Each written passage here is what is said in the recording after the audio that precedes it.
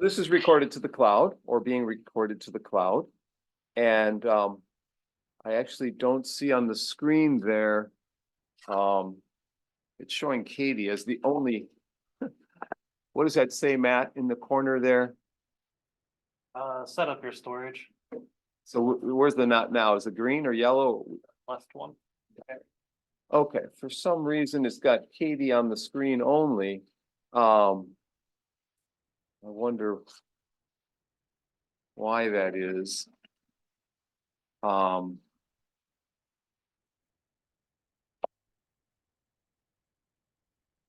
Yeah.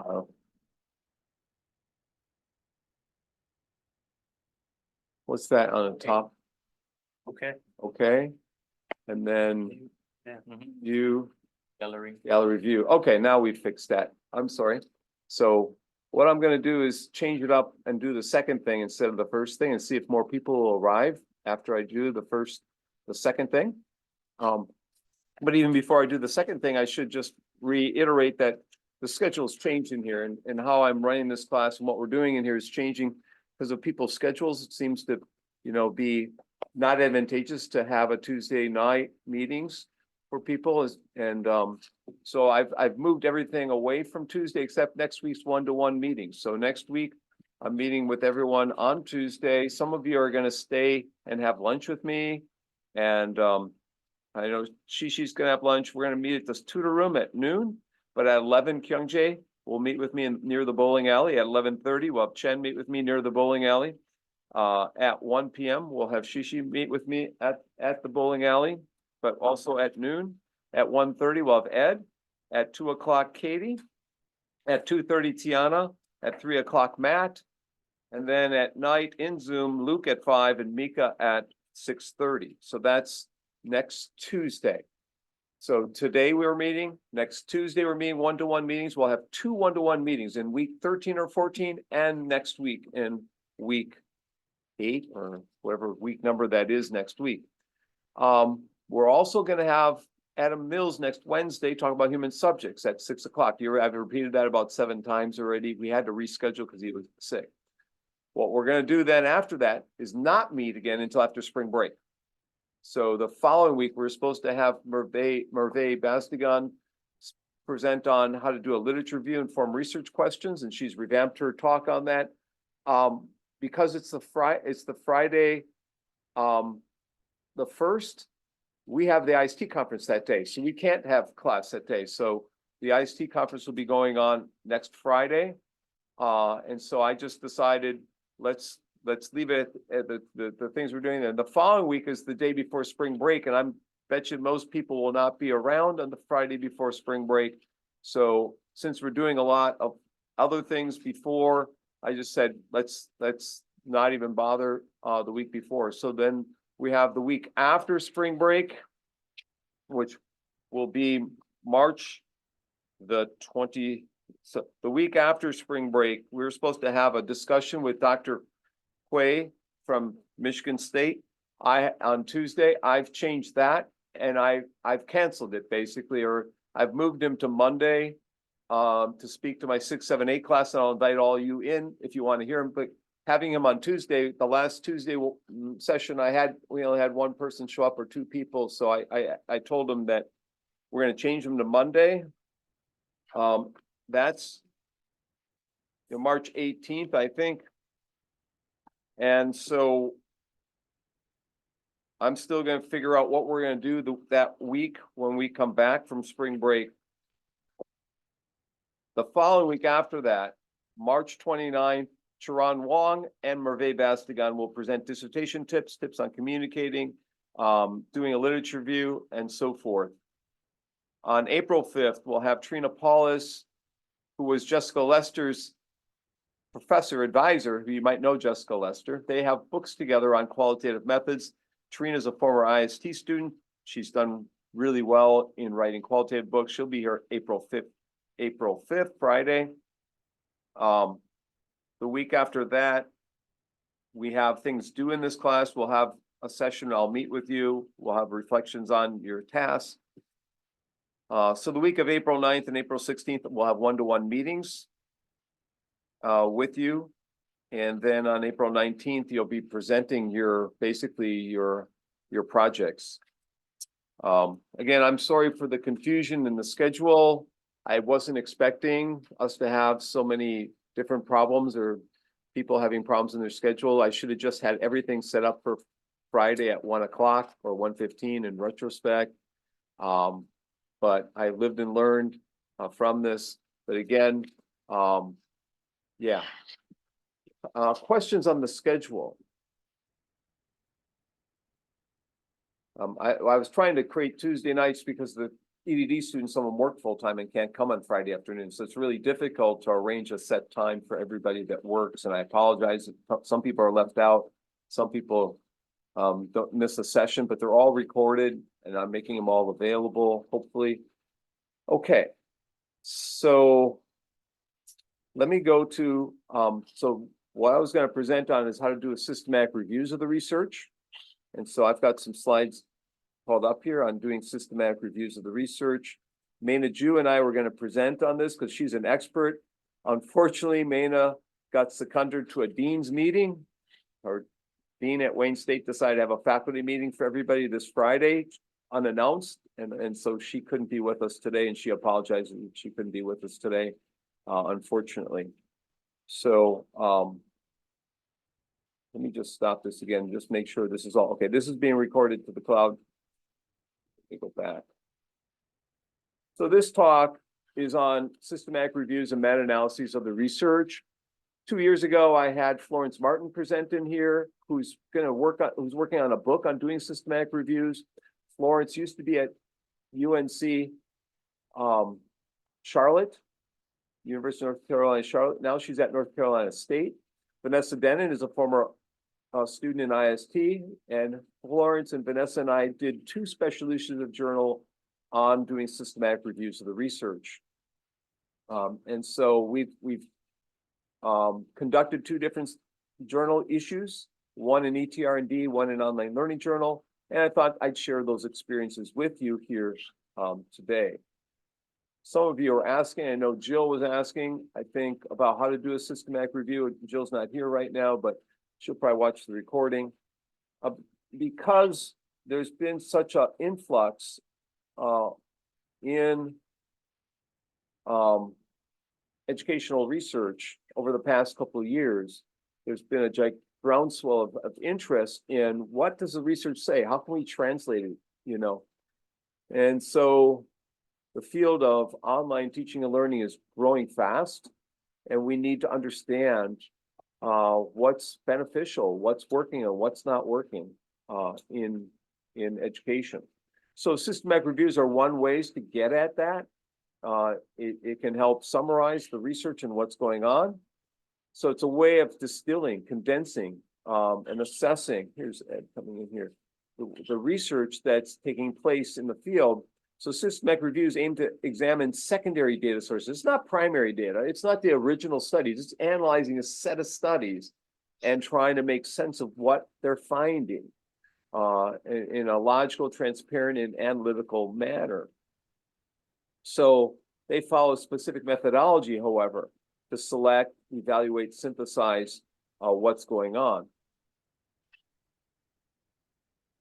Literature reviews are different. Literature reviews can be about anything, doesn't require justification. You say, I'm interested in this topic, I'm gonna do a literature review on it. And just summarize, you know, whatever I want to summarize, or what I don't want to summarize, what might go in, what might not go in. Okay. So a literature review doesn't require justification. The paper that you want to write determines the literature review. It's conceptual papers. Whereas a systematic review follows a specific protocol. It's called PRISMA, oftentimes, that guides the selection process. The PRISMA creates some trustworthiness in the account, allowing others to replicate and the findings that you've come through. So you might do a systematic review of so many articles that were published, you know, in XYZ time frame, in effect. Okay. So a systematic review starts with a research question, then you identify the literature that exists related to that research question. As you go through a review, you start with looking at what the research says, and you try and ferret out what the research questions should be from that. So a systematic review originally starting with the research question, like what does the research on social presence say in terms of achievement? Or what is the research on engagement in terms of dropout rates? What is it, so you're asking a research question, you look for the literature that might exist on that topic. In my case, we're looking at the research on MOOCs and mass open online classes, for instance, and trying to summarize what the literature says over a set period of time.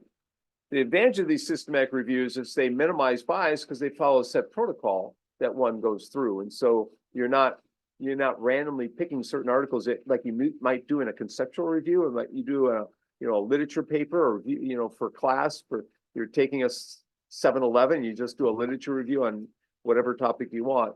Whereas here you're following a set methodology that's reproducible, that has higher validity in terms of the review of those conclusions. This is from an article by Stratton in 2019. I'll try and put these slides up in Dropbox, or I'll probably send them to you. We've done 2 literature reviews. I said one was in 2020, and these were the 7 articles, or 7 of the articles. I think we had more than that. We had about 11 massive systematic review articles. We had one on mobile learning, one on social media, one on mass open online courses, one on special ed technology, one on gaming, one on adaptive learning, one on learning analytics, and more.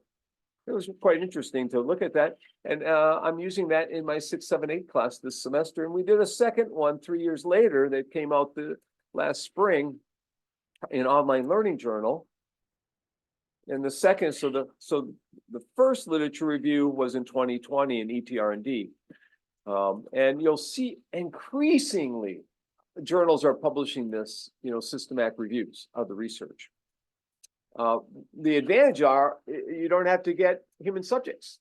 You don't have to get your hands dirty going to the field. You have to travel to school districts, like Kyunjae is over and over and over again. You're analyzing the research that exists. So some people, we're going to have my friend Dan Robinson come in March, and he's going to give a talk, and I'll send you the link. He's going to give a talk on the problems of today's research. It's not enough interventional studies. There's a lot of these systematic reviews are qualitative and observational, not interventional. But there's advantages to this as well. So some of the traditionalists out there, want you to go out in the field and do, a strategic intervention of sorts, that one group of kids gets something and one group doesn't, and do an analysis of what they learned. Here you're going faster, but it could involve hundreds of studies. So this second review, we had trends in during COVID-19. We had features of high quality online learning. We had the roles of the online moderator. This one, the role of online moderator over 4 decades. It's not just recent that we've been teaching online. Let's look at 4 decades since the 1980s in teaching online. We had an article looked at minoritized students and underrepresented students. We had another one look at help-seeking behaviors in online learning. One looked at online collaboration. One looked at passive lurkers out there. Looked at learning among lurkers and what people are looking at for that population. One looked at intersubjectivity, which is an area that Vanessa Denon looked at, and it's not widely studied. And you would think it would be, looking at how much students' mutual knowledge impacts their learning. A Neo-Vygotskian kind of study, and then assessment techniques. Those were in the second special issue. So on you look at the range of kinds of papers that people can write. They can just write theoretical papers, write conceptual papers, literature review on the right-hand side. The focus is more like advocating maybe a certain area to be looked at. On the other hand, we might be looking at these systematic reviews and meta-analysis and bibliographic, where we're trying to more focus on the rigor and replicability and objectivity. And so some people put more credence on those on the left-hand side rather than just write a conceptual paper on something you just dreamed up and found a few articles and wrote about, as opposed to looking at hundreds of studies and trying to make sense of those hundreds of studies. So this article that Florence Martin and Rick West wrote was under review last year. I'm not sure if it's published, but it might be published in Tech Trends. You might take a look. So this is a piece that was there. So that's one article that might help you make more sense of systematic reviews. Another is to look at the U.S. Department of Ed, Institute of Educational Sciences, What Works Clearinghouse. They wrote an article on systematic review process and how to develop a protocol for systematic review, how to screen articles, how to report your findings, and so forth. That came out in 2017.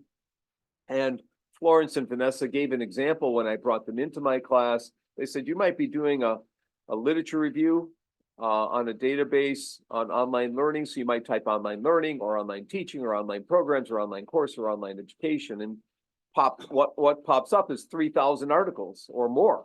It could be tens of thousands. And you might exclude certain articles because they're not in the journals that you're looking to pull things from. There might be coming from the medical field or from other fields that aren't as relevant to education. You might be pulling articles out because they are duplicates. Some articles might be duplicates in what's being found. You might pull articles out just because they didn't report enough data for you to include. They're incomplete data sets.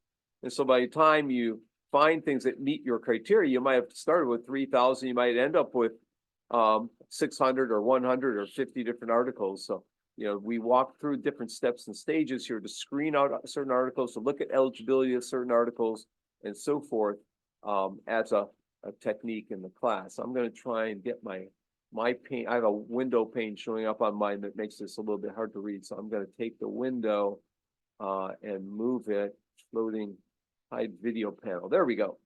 So for me, I'm hiding my video panel. You don't even see that.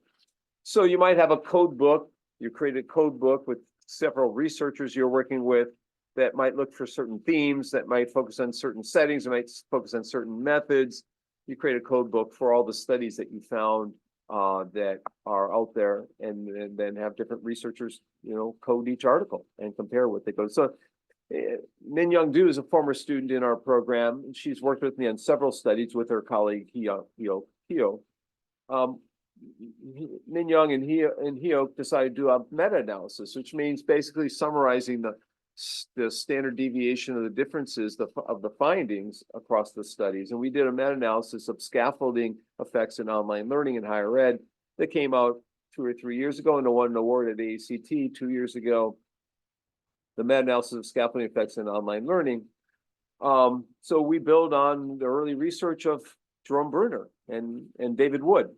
I had a chance to meet David Wood of the famous study Wood, Bruner, and Ross. I met him in Iceland, in Reykjavik, Iceland, of all places. He was the keynote after me.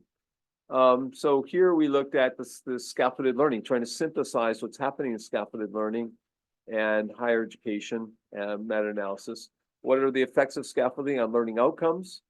To what extent do the effects of scaffolding influence learning outcomes, and based on different scaffolding purposes, in effect. Initially, we had 8,271 articles that we retrieved, and then our initial search, and then another 133 through other sources. And after removing duplicates, and so we identified 8,271, and then 133 were identified as key resources. And then from that, 49 were excluded, and we left with 92. And from that, 23 full text articles for insufficient data, we're left with 43. And from that, 2 articles were excluded because they're unstable learning environments. Then we're left with 20, or left with 18. And in the end, across all these initials, so we start with 8,000 records, and we're left with 18 through the screening process in that case. But we're looking at different types of scaffolding that were occurring. We're looking at the purpose of the scaffolding. It was metacognitive scaffolding, it was procedural scaffolding, was the source of scaffolding, the instructor, the peers, and then we looked at, were there treatment control differences and that kind of stuff, groups, the title, the publication, the disciplines, all that were coded then in those studies. The overall, we had an effect size. The overall effect size for scaffolding was high, and that's important. Scaffolding produced higher learning outcomes, in particular those in the cognitive domain, the cognitive forms and metacognitive kinds of the metacognitives served best. Actually, it was only 20% of the studies, but it had the highest effect size. affective forms of scaffolding, emotional wasn't as high in there. But metacognitive served, but there was only 14 studies when you come down to it. So you have metacognitive scaffolding, procedural forms of scaffolding, conceptual scaffolding, and strategic scaffolding across these studies. And then sources of scaffolding being computer-based, which is my dissertation, computer-based procedural scaffolding and metacognitive kinds of scaffolding versus instructors and peers. And then you had different scaffolding periods, from 1 day to 10 weeks in this study. So we confirmed that metacognitive scaffolding was important and had a big effect size. Again, metacognitive yielded the highest, more higher order thinking skills and self-regulation in the higher ed studies than in the K-12 studies, which is another important finding thereof, that the higher ed studies had a bigger impact in terms of the scaffolding. You would think just the opposite, that the kids studies would have a bigger impact if you're providing a source of support for them. So a variety of studies included in this review indicated that educators are commonly embedded in scaffolding, are commonly using scaffolding support across a wide age range. This meta-analysis adds to the support of those practices. Simply put, scaffolding is beneficial. It seems to benefit more so as kids get older, as people get older. But the problems, we have a limited number of studies. The problems are it's only 2010 to 2019 studies. We have limitations there. Future, we need to look at more different populations, other languages. We need to look at specific kinds of instructional scaffolding approaches. We need to look at, we need to research it into how scaffolding is implemented in each learning discipline, and maybe look specifically in higher ed across those disciplines, and then develop guidelines based on the findings, make it translatable research. So that's one sample of a study where we're using meta-analyses, looking at the effect sizes across studies. So if it's not reported, the effect size of the treatment controlled differences are not reported, then we can't include them in the study.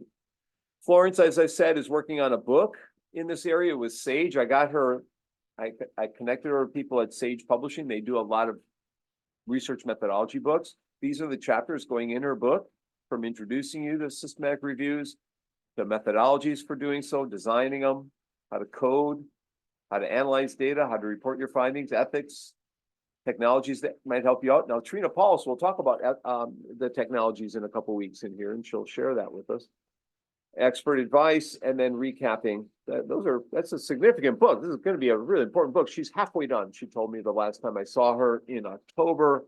I'm assuming she's further along now. If you go to the syllabus in this class and go to the playlist from last year or the year before, she's in there. If you want to learn more about systematic reviews, it's recorded, and she's done 2 presentations in here. I invited her a 3rd time, and she said, "Oh, I've been here twice. You've recorded." At least one of them's recorded in a playlist in here. Questions? Anyone have a comment or a question about systematic reviews? Anyone doing a systematic review or have done a systematic review? Thinking about a systematic review. It's really powerful, especially I know that some scholars, they do scoping review. They didn't do the systematic review, but I do think that this is a really useful way. We know that at least the scholars are very top articles, so we should know in our field, Okay. our scope, yeah. That's an important point.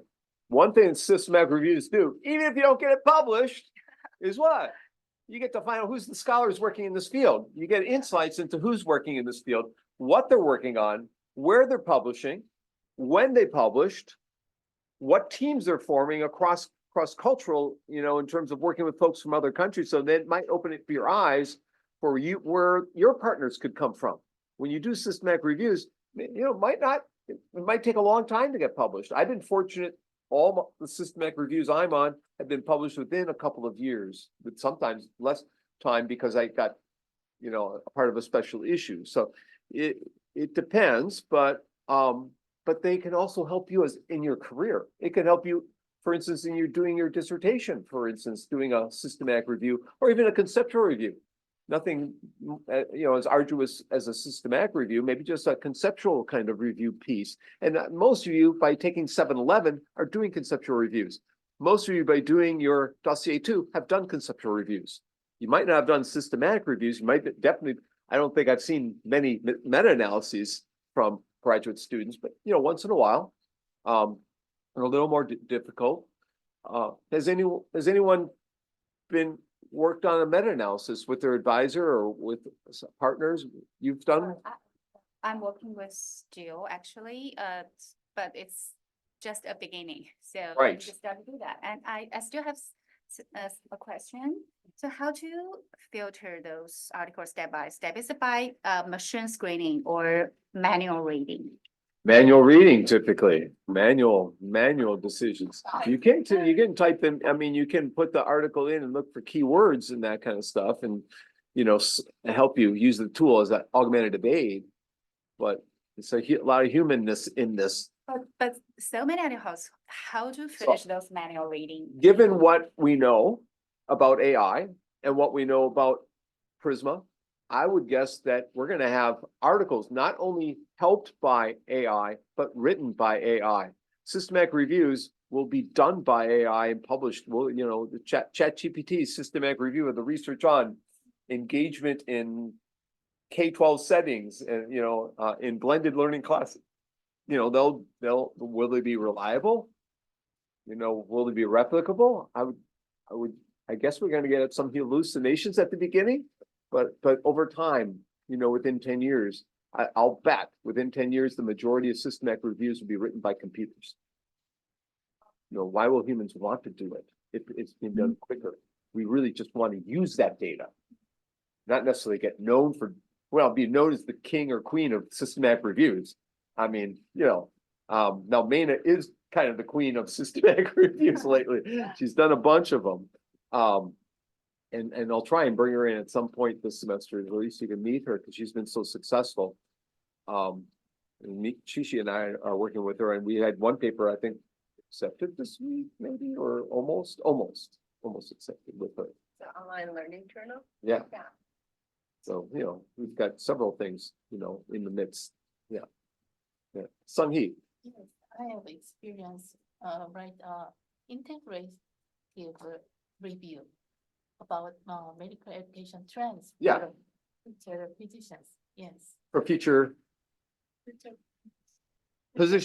positions, okay? Future doctors.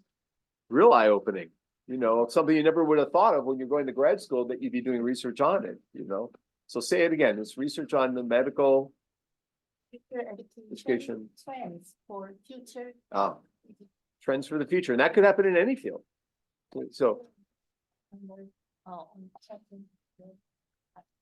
that article is published, Yes, in English. okay? So you can share it with everyone in here. So we'll all get some knowledge this weekend. And I'd say about 5% of IST graduates end up in the medical field. Okay, so about 1 in 20 end up in the medical field, and that's growing because problem-based learning is very important in the medical field, and many people in IST are trained, and EdTech are trained for PBL. And so Southern Illinois, for instance, is a big hotbed for PBL, but other universities as well. Other comments about systematic reviews or meta-analyses or questions? Karen, have you done a meta-analysis or a systematic review or conceptual review of simulations in chemistry education? I've actually done a scoping review on online adult learning, and I am also about to start a systematic review. I haven't started it yet, but I'm about to start a systematic review on student experiences. Yeah. Experiences here in chemistry? In social science teaching. Okay. Yeah. No specific subject. Not yet, because I haven't gotten the data, the actual question yet. So I'm not sure exactly what it's going to be, but. Okay. Yeah. Shishi, you've done a systematic review somewhere, not yet? No? No, Okay. but it's coming. It's coming. Tell them what's coming. What are you going to work on? Self-directed learning and AI. Okay, self-directed learning and AI. So Min Young Do, who did the scaffolding study with me, has done self-directed learning and MOOCs. And Maina got that, she published with me, self-directed learning and MOOCs. But actually, we've done, well, she did it with me on systematic review. She's also done a meta-analysis. She's on both. So you can do, so you get, you want two publications in the field, you can do first a systematic review and then narrow in, do a meta-analysis of effect sizes, you know, if you really want. And we've done that in the area of self-directed learning, in online learning and in MOOCs and that kind of thing. Matt, have you thought about systematic review or? Not really. Sanjay, you've got all this literature you've making me Yeah, read all the time. I'm sure you've, I'm also interested in systematic review of AI education, AI in education. but there's tons of systematic review coming out these Right. days about the AI education. Right. So if you want to, you know, this is the time to get known for AI in education. The people who are not doing research hands-on in the schools or in universities building new tech are now doing systematic reviews of what's going on as a way to get their name out there in the AI space. I'm not saying try and build a reputation by looking at just what other people do, but you can. It's a way that's a way to get started anyhow, to find out what's going on and then decide what you want to do for your research. Whether it's your dissertation or post-dissertation research. So it's a way to get in and find out again, who's in the field, how can you network with them? And in the references, they'll list proceedings. In the proceedings, you can see what conferences they've gone to, and then say, oh, I might want to attend these conferences in the next couple of years. They seem to be important for the people in the AI field or in the simulations field or whatever field that you're looking at. So, you know, there's a lot of insights that you can get. I actually like reading systematic reviews because it's the overview of everything else, the macro structure of what's going on. The difficulty of systematic reviews is when they're summarizing like how many studies were published in this journal or that journal or this country or that country. You're not getting at the specifics of the study. There's not much micro lens when reading systematic reviews here to understand what has actually happened within a particular study. What were the exact results? Now some try to do that by creating themes across the studies and then looking more in depth, but typical systematic review, you might start reading and just say, oh duh, it's a duh finding. It's another, you know, it's what I would have expected to happen. You know, it's not really enlightening. But on the other hand, you can take an article, systematic review, and pan through it and skim through it and learn a lot in a short amount of time. Whereas most academic research is pretty dense and you have to spend hours reading an article and trying to figure out where your role might be or what you could glean from it. Systematic reviews are typically ways in which you can kind of get a sense of the field more quickly, from my take. I did just looked at some articles this week for my other class, and it took me like 5 minutes to summarize the article, for instance, you know, on an area I'm not even familiar with, looking at precision-based education on Wednesday night. Katie, systematic reviews. Have you thought about it? Not really, not yet. Ed. You're muted, Ed.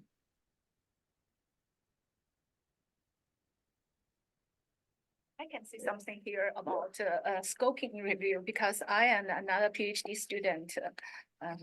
Jack, we are planning to do the scoping review of translanguaging and multilingualism or this kind of topic. If you are quite interested in these fields, we can work with each other. Yes. How many people, again, in the next year, you're going to do a systematic review? Raise your hands. Some people. Most people here, you notice, did raise their hands. I see Karen did. Yeah, she's got a couple of things going on. Right. So what I was going to start, and we got started a little late. I apologize again. Setting this up on the desktop in this room is not easy because you're working with a little keyboard like this, and I have to remember my passwords. What I plan to do in here, I've given everyone 3 articles. I've sent everyone an email the same 3 articles. And those 3 articles are called On the Dissertation, You Don't Have to Write It in Order, On the Dissertation, How to Find a Research Topic, and On the Dissertation, How to Write the Introduction.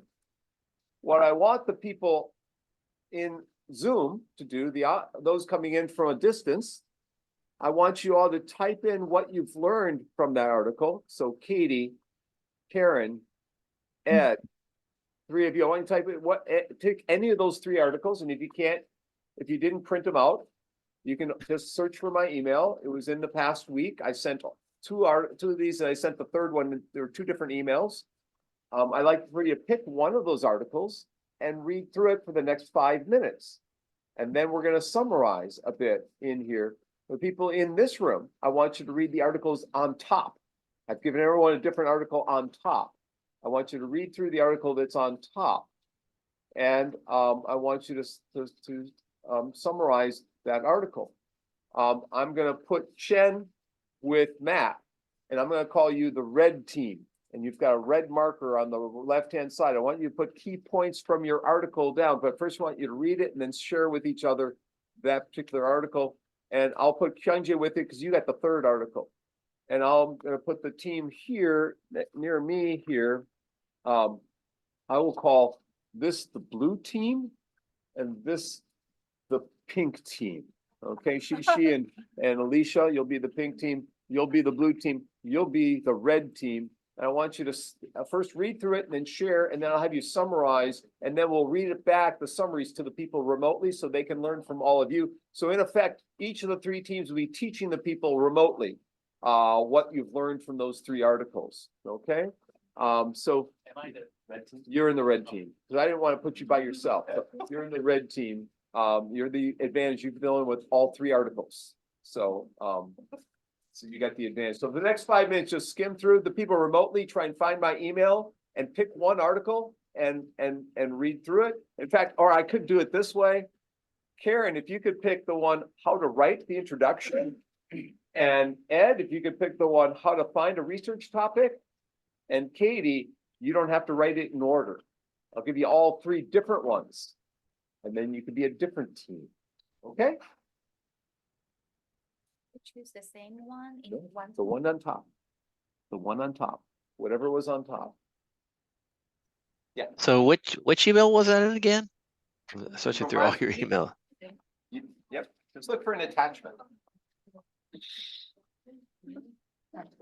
Which one should I be looking at? The top one. Okay, yeah. But The email was from no, February you should have a 16th. different one on top. Oh. You moved it. Yeah. That was on I top. tried to move Okay, it. thank you. No. I had a different one on top, but never mind. Oh. That's yours, that's yours. Oh.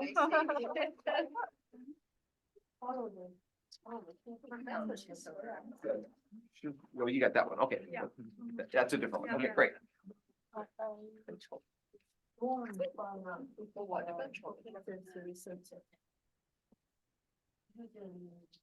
So you got the magnifying glasses thing, right?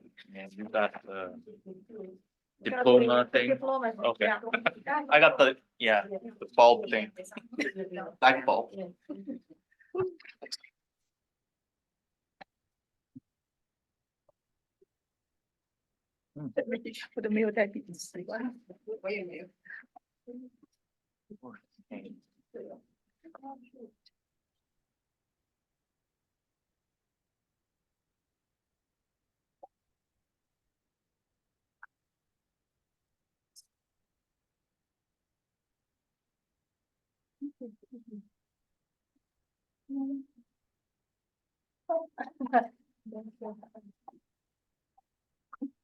Oh, sorry about that. So, I will do.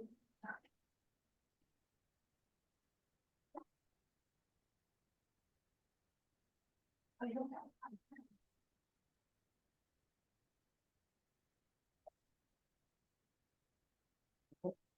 know. Thank you.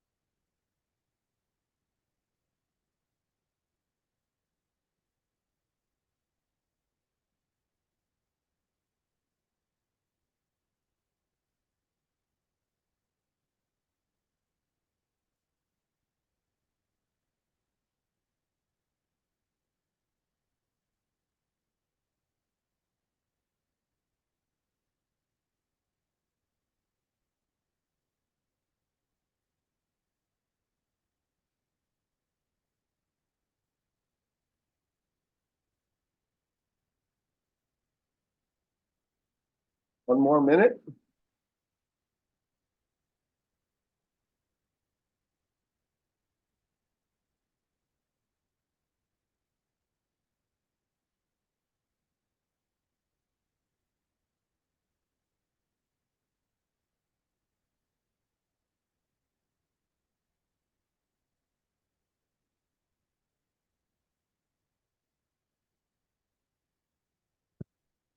Okay, in the remote people, I want you to summarize what's in your article in the chat window, so we can all benefit from it. So this, it's gonna be a silent chat. Students in this room, the three of you just summarize, take a minute to summarize your article. And then appoint somebody to go to the board and type in some of the comments on each article, some of the key points. This is the same thing, two of you just share what are the key points in the article and appoint somebody to go up to the pink team and the same with the blue team here. So we'll have a summary for you.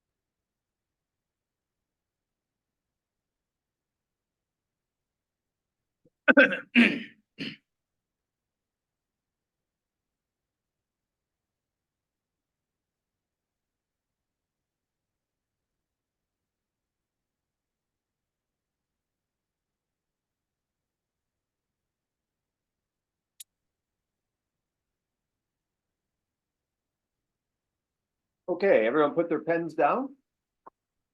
And I want you to talk about what you've read. Put the pens down and talk about it. And someone can summarize after a minute or two. We'll have someone go up to the board and summarize what your discussion was about. So the two of you, three of you. What's the article about? I'll go first. I think this article is fairly easy to summarize. Basically talking about choosing a topic Same author. that is All three not necessarily the I same. think he has a book on this. Yeah. So choosing a topic that matters to you. But talk is about important. as a Um, PhD advisor, he tried to And step a bit. it's a mixed recommendation of the book Where Research Begins. That's the name of the book. Yeah, Where Research Begins. Is written by the author. No, Oh, okay, Chris, okay. Thomas Mullany, Mullany, Christopher Ray. Also talk about. Let's try something different with the remote team. Why don't you guys all Always unmute have the and stereotypes. talk to each other? afterwards We'll and just- being- Okay, mine is about Go ahead and. writing unmute dissertation. Amy and So the Ed. author Just suggests chat with each that other we before don't we need break up to here. write our Karen, dissertation in a linear way from the beginning to the end. He just suggests us to start writing a chapter where you are confident and continue writing from the part until you are not sure about the ideas. And then start looking another part, which you feel more secure or confident about the ideas. And he also talked about They all shot. after writing those chapters, go back to the parts of each previous chapters that you already wrote and give it a full read through You mean the. and like, revise it. Method of like any part. I do think. That's what he said. And the last tip is that I think this tip is also from Dr. Bong. He already mentioned it, that if you have any ideas or chunk that About. are not directly related to this Left dissertation, science have some. just save it anyway and revisit that later, and it'll be really a good resources That's the same. for your dissertation or the other manuscript. But the That's disadvantage is they don't have the Or the practice. advices. Save it for the future use. Yes, Okay, I don't delete it, just keep it. save it. And yeah. And he said those ideas may seem irrelevant at the beginning, but later it will be directly relevant to the dissertation you're writing. So it is really important to save it anyway and revisit it. Yeah. And script as a whole and we like. Okay, one part is about how to write the introduction. I think the authors are getting a little bit I scattered. guess it's hard to share remotely if you're hearing all our chatter. Me most is the purpose of introduction, so the major purpose of the introduction is about give your readers the first impression about what's going on in your following study or chapters. And I guess I could have put you three in breakout rooms. our readers should get a general Yeah. overview of the whole paper, like the major purpose of the introduction part is to your readers a bigger picture Try that real quick here. of your study. Let's create a breakout room for Karen Also, it also serves as and Katie and Ed. demonstration of your. It's just me for a minute, Karen, Katie and Ed. I just. I'm gonna send you all, This- Karen, Katie and Ed to a breakout room. You can join if you want to chat with each other. Also, he mentioned something about, what should we include it in the introduction, like you need to methodology as well as, the definition of the key terms. And don't take it for granted that your reader will know everything, just from their perspective, and try to explain everything in the languages that they can understand. So, yeah, and also, I think this paper shares some similarities about when to start the introduction. So the answer for that is you can start pretty anytime, like goes all along and at the very end. So the author of this paper just start this how to say that?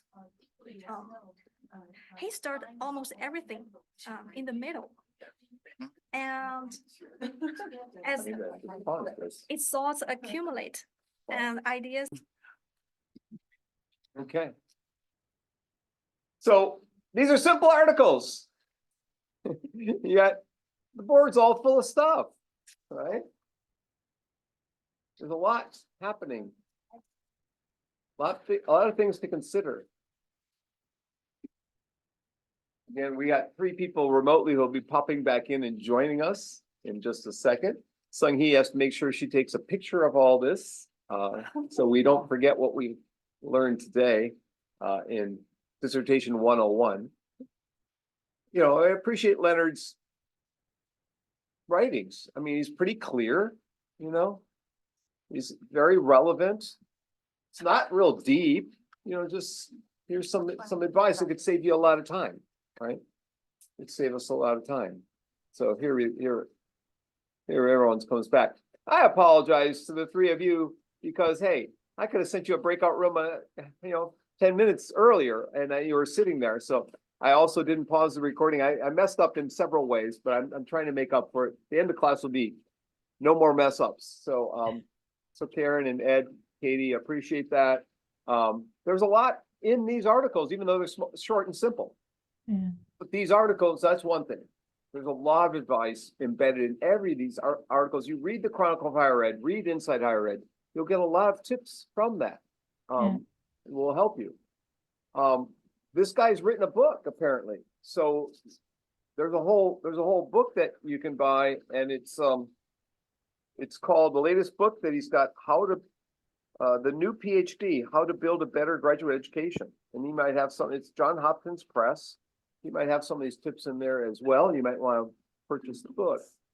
I'm gonna, at the end of the next part of class, I'm gonna summarize some writing tips. Before I get to that, I want to hear what people have on the boards and allow people who are remote to get a sense of what typed up there. I can hold my laptop up real close, but I'm kind of tethered to a cord. And so I can't move too far away from here. I'll get disconnected from the cord. But maybe we can have the blue team start off and tell us what's in theirs. Then we'll go to the remote team. Then we'll go to the pink team, and then we'll go to the red team. So let's start with one of the teams here in the blue team. That was Shishi and Alicia. What did you find? Pink team. Oh, you're the blue team. That's Lena and Sanhee. What's important to point out from your list up there? So, Why don't you stand up there and project loud, real loud? Okay, so is it loud enough? So the topic of this is on the simplification. You don't have to write in order. So here, this is one of the key points. Don't write in order. So usually we write from the beginning, the introduction and then literature review and the main part and conclusion. But here the author suggests that you don't need to just write as if in order, and the process is not necessarily linear. So you can just write even some sentences for each part. So keep creating chunks. He mentioned about that as chunks for every part. And then you can have an overview of the whole article, and then you can reorganize your structure. That will be more efficient. And this is the main idea of this article. So Sanhee, introduce this one.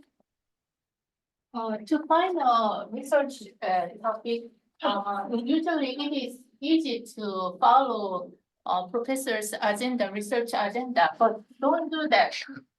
Don't do that quickly. And then discover your own interests and find your own methods. And finally, don't think by yourself. Then instead think in groups and discussion. And that's all. Yeah, Okay. two real key points there is that, don't be a puppy dog and be obedient to your advisor and just do what they want you to do. You're a person that has ideas that are relevant, important. Second thing is think in groups. As I said last week, I had 3 students doing communities of learners studies, and they wouldn't talk to each other because they thought when you're dissertating, they're not allowed to share. But really, I co-dissertated with someone. He worked with college students. I worked with 7th and 8th graders, 6th, 7th, and 8th graders. You can do similar dissertations to other people and have your own literature review. And so we designed a keystroke mapping system and a computer prompting system. He had the insights on how to do it. We wanted to do a couple studies, with that design. It wasn't our advisor's design. It was something that we came up with. We created our own model of writing that we wanted to test. We created a set of computer prompts that we wanted to test, and we used our advisor to get ideas from and theory from, or test instruments advice. So that's some people do follow in their advisors' footsteps, and they collect data based on what their advisors study, and that's okay. I'm saying if you can avoid doing that, some people can't avoid, and that's okay. Online people, Ed, Karen, Katie, what did you guys talk about and want to summarize for us? Well, I can go first. I had the article on not writing in a linear fashion, and I think one major point that wasn't already mentioned was to write the part that you're most confident in first, and that will help you gain momentum in your writing. And I can go second. I did the one on introduction, and some key points in that is that the introduction, even though it's chapter 1, it's actually written last. It's a reverse engineering. It's written last because of the components that you need. You need to talk about your findings. You need to talk about your methodology, but then also that when you write it for someone who is not specialized in the field. So he recommended things like reading it or writing it with an audience of your mother or your siblings or something like that. And then also remember your definition of key terms in your introduction. And the introduction is as long as it needs to be. So, As it needs to be, yes. And some people think it needs to be 40 pages. Normally doesn't need to be 40 pages. all right. Ed, are you with us? Yeah, I think so. I'm here at times. The big key I took around it was talking about finding a research topic. So like pick a topic, ask questions, and as you develop questions, have those questions lead to the research problem. So that way you want to kind of take personal experience. That way you kind of figure out what you want to answer, and then you make a research topic out of that instead of picking a topic and staying with that. That's it. All right. Great. Again, I should have sent you to breakout teams earlier. Now I've learned in my head, this will be easier next time. We don't meet in this room again until March 29th, so it'll be over a month from now. We won't have many meetings between now and they'll have one-to-one meetings with me and so forth. But on March 29th, well, both Merve Bastigan and Sharon Wong presenting on literature review, research questions, defending dissertations, collecting data. We got 4 different topics. They're fascinating. They're recent alums and they're doing great things at different universities and colleges out there. So Merve's at Texas Tech now and Sharon is at Colby College in Maine. So they'll be both coming in that week. So we'll be in this room back to back, March 29th and April 5th. So 2 different weeks. And then at the end of the semester, the 19th of April. So I have 3 more days at least in here, but won't be again for another month because of spring break and because we're not going to meet the week after next, the week before spring break. I'm just giving all the one-to-one meetings and other things. So next group, Shishi and Alicia, the pink team. You want to go up to tell us about the pink team? Can I just stay? You can just stay there if you want. So my article is about the finding research topic, and I think the author started with talking about the different scenarios, whether if you are in lab science or in other field, the disadvantage and advantage of following the professor's path on getting the research topic. Then the main focus is talking about the role of instructors, of the professor, what he should do and to facilitate the students' learning instead of taking over the student thinking. And then the second key point is that the topic kind of come from your own curiosity, keep exploration of what really matters to you. And the process is a continuous repeating process through query, examining, and also reflections. Thank you. One of you want to go to the board on the red team and share what's up there? 2 of you? 3 of you? Go on up, Kenji. Matt. Each. So I did the one about how to find your research topic, which I think we've kind of already covered with the others, finding one that matters to you. I think the one thing in that article that I saw that I hadn't really known about before is I've heard of the book Craft of Research, and he also suggests a different book in here where research begins, which is kind of what he's writing a review of here. So that might be an interesting one to look at to kind of help you think about, to find a topic that matters to you and then think about how to kind of make that matter to other people. Does he name the author of that book, Where Research Begins? Yeah, it's Thomas Mulaney and Christopher Ray.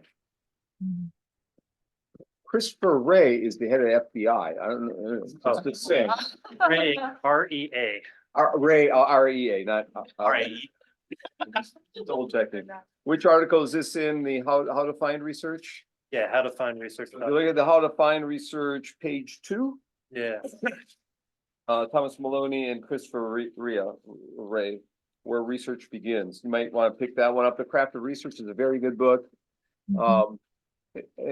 Anyone in the room here been working real hard the past couple weeks and working late at night? Anyone in this room work? Lena's the first one to raise her hand. I'm gonna give Lena some sleepy time tea so she can get sleep. Okay. Oh, thank you. Okay. They're so cute. Thank you. If you're working really hard, you need to sleep. Okay, Yeah. Karen, yours is in the mail. All right.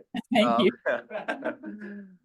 Before I get to the next part, and the final part here, will be really more tips from Maina on publishing and myself on publishing. So I'm gonna go back to that. I'm gonna remind us of a couple things I've already said before I get to the new part. So just for some of you might have missed my Tuesday night session a couple weeks ago or didn't see the recording. So I'm going to repeat a couple things, but I won't want to spend too much time on it because it was recorded and some of you already heard it. But I have two new sections of this 10-part talk. I have two near the end on how to defend your dissertation and how to revise your dissertation. I'm going to save those two for later in the semester. Those are really two important parts. How to defend in front of your committee, what to bring to the defense, all that. I'll save that for later on. I thought about presenting that tonight, but I thought, no, let's wait. Towards the end of the semester, the last day, you'll present your study so far, what you've done so far and what you're interested in so far. And I'll bring back Angie maybe and Soon May and some of the other people who were here in weeks 1 and 2 to give you feedback on your ideas too. So we'll have that. So we have a couple more guests. We have a few more sessions, but and you've turned in your assignment too. I did bring them with me I was going to try and read them during our faculty retreat, sort of our 2 hours, but I couldn't. So I'll read them tonight and tomorrow, and I'll send them back. I'll give you feedback. I'll mark them up and so forth. But for sure, in the next couple of days, you'll get feedback back from me. I don't think the next assignment's due for a while in here. Anyone have the dates in front of them? March I think March 19th. 19th. March 19th. Okay. And Ed will be in town. And Katie will be in town on Tuesday next week. Ed will be in town all week next week. So we'll make sure we have a chance to meet. And that's why I said next week, Tuesday, anyone who wants to come to lunch at the tutor room in the IMU can join us. Shishi will be there. I assume Ed will join. And Katie might join because she's going to be down here that day. I think, right, Katie? That's right. Are you going to make it for lunch? We'll see. I have another meeting earlier. We'll see if it's over, but I'll try. I'll give you a pass slip. Okay. Ed, are you going to make it for lunch? I don't know how many lunches I'm going to. I think we're meeting with Katie. I think we had a lunchtime set up already prior to that. Oh, okay. Yeah. But I'm sure I'll hit the tutor room sometime during that week. Okay, great. All right. Any other issues in terms of due dates, or in terms of the syllabus or anything like that?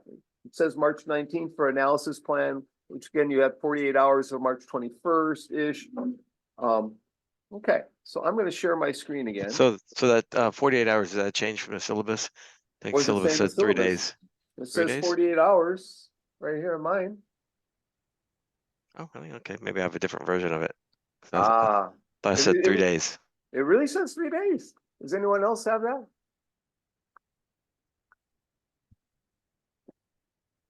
I experiment with different things. Last semester I had 4 day, I had 1 week. I change every semester based on my mood when but if anyone needs an extra day, it's not a problem. I can't grade them all at once, so yeah. Dr. Vaughn, can I ask a quick question? Yeah. You've got the sample for those of us heading into quals that for EDD, you have the sample quals activities. We can do those at any time. That's not on a particular schedule. Is that correct? Yeah, that's a really good question. Both are good questions. Ed, yours is a great question. If I had 3 days, I'm losing it. So it says quals practice is due April 9th, but the quals are actually before April 9th. So it makes no sense to have it as April 9th, but that's a fictional date. So you can do it anytime before April 9th. You can even do them after you take your quals. It's still, but I want you you know, for ED students, it's good to practice the quals before you take the quals. And if you practice some students do them right away and want to get feedback from me right away. You know, you'll maybe have to let me know that you've done the quals because Canvas doesn't send me a notice that you've submitted.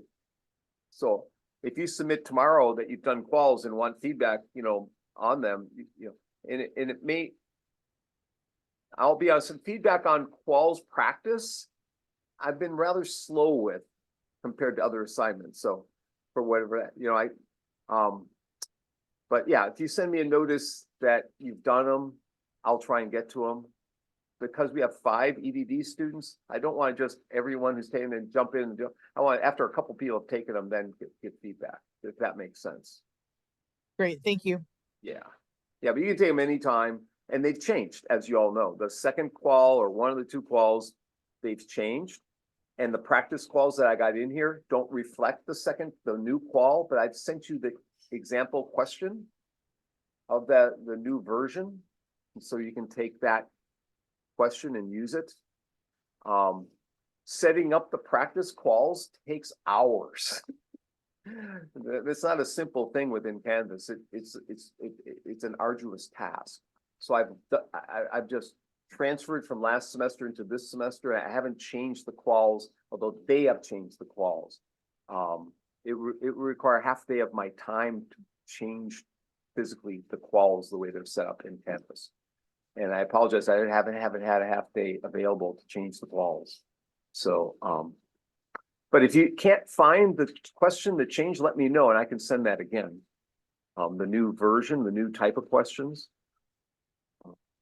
Okay, other questions or comments? Yeah, Chen. Dr. Brown, I have the question for task number 5. So we're supposed to write blogs or wiki journal. Yes. So when shall we start this part? Today. Tomorrow, whenever you want to. Okay, got it. That's a good question. Some students didn't realize, so there is a task in here. And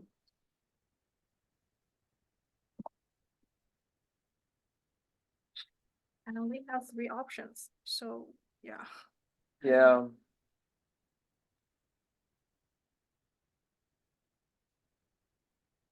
So there's a task in here that's quals practice, but the PhD students don't have quals. So instead of quals, you have a choice of interviewing a former student or a student self-selected. For the readings, you can do a blog or read different articles and reflect on them. So it says task 6A and B, but it may have messed up. It should be task 5A and B. I haven't changed the numbers on there. I deleted one of the tasks and maybe I didn't rename the numbers. So 5A, it says in your syllabus says 6A and B and C. It should be 5.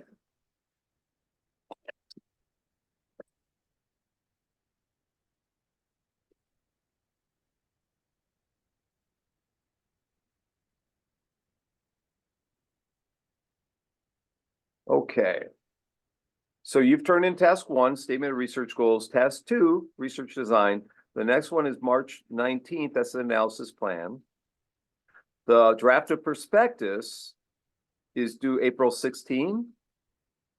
The blog or the reading reflections, April 9th, task 5. And task 6 is a quals practice or interviewing a former student, that's April 9th.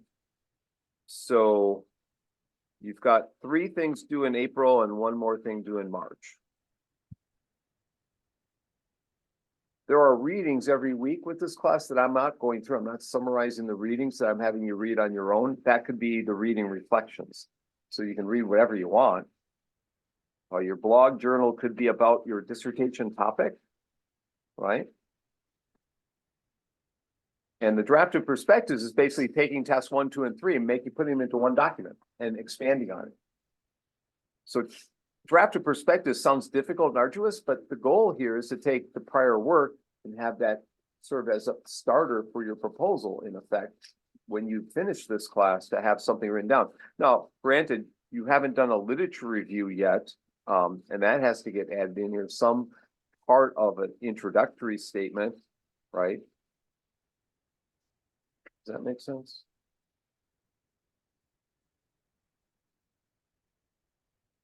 So there are 6 tasks. And again, it used to be 7. I've deleted one. Really, I haven't deleted. I just combined 1 and 2 into number 1.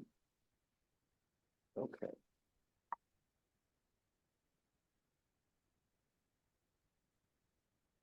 Okay. I'm trying to make sure that this is being recorded. Yes, we're still recording to the cloud. And So I guess for that grace period, I was looking at page 4, unless there's another one out under course structure. That's where I saw the 3-day grace period. So you said that was changed? yeah, oh boy, I gotta change that. That's so.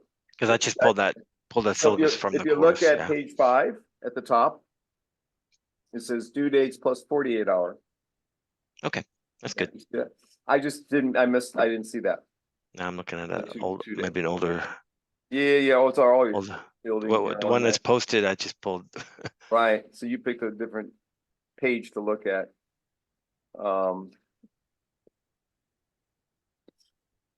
I just missed one. So if you look at page 12, it says I have a 48-hour 2-day lateness under course policies. I have it several times in here. I just missed one. Sorry. Okay, no Yeah, problem. sorry about that. Yeah. So I'm glad you brought it out. So in prior weeks in here, when we met in the other room down the hall, I talked about how to revise your paper. You know, all these articles on turning a paper from dreaded to amazing from Kathy Davidson and others, if you remember in here. I had tips on how to revise and so forth, how to plan your paper and whatnot, how not to hit the delete button, all those tips that I gave for you.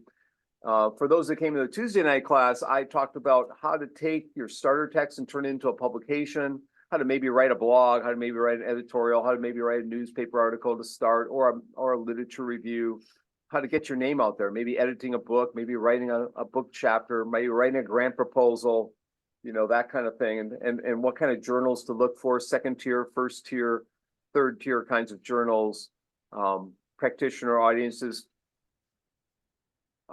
versus academic audiences and so forth.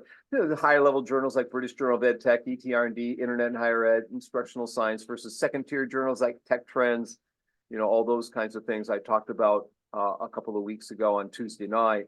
What are 3rd tier journals like Contemporary Ed Tech, Contemporary Ed Psych, the newer journals that are out there, and some ideas on how to get ideas for your paper, how to subscribe to different resources, newsletters, news articles, news feeds, and that kind of thing, to get ideas. And then how to avoid predator journals. My former student, Feng Ru Shu, did this little piece on predator journals I summarized a couple of weeks ago, how to use the directory of open access journals, using different directories to know whether it's a predator journal or not. If you get contacted by someone about your dissertation saying they want to publish it, it's likely, 99% likely, you should say no. If anyone contacts you about your dissertation to publish it from Madagascar, definitely say no. If anyone contacts you from Germany, definitely say no. It's the same outfit from Madagascar is in Germany, and all they're scamming you. They're selling your dissertation. You're going to make any money on it, and they're taking it and putting it into a database and so forth. So if you're not sure about the journal, take a look at the website, take a look at the goals of the journal, take a look at the editorial board. Take a look at the fees. If they're charging a fee, it's more than likely a predator journal. Okay, not always. Some fee-based journals are good journals, but if they start, with that notion, you pay it if it's quick. They say we're quick. We're going to turn around in 3 weeks. We're really want your art. We know you're an expert. We saw you publish this or that. They're scamming you. They're scamming you. So there's a directories that you can go to on the open access directory journals to see whether or not. Look at the review policy. Look at the scope of the journal. If they're asking you to write an article, your expertise is outside the scope of the journal, then they're don't go there. Look at the impact factor. There's a couple links in here. I'll skip that.